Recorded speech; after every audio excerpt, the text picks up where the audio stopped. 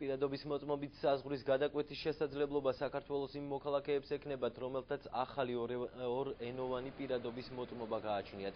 თურქეთს საქართველოს შორის საზღვრის გადაკვეთის გამარტივებულ რეჟიმთან დაკავშირებით განმარტებები საგარეო საქმეთა სამინისტროში ტრადიციულ ბრიფინგზე ნინო კალანდაძემ გააკეთა.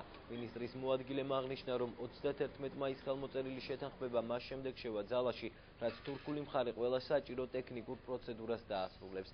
ქართულ მხარეს ეს პროცედურები უკვე დასრულებული აქვს.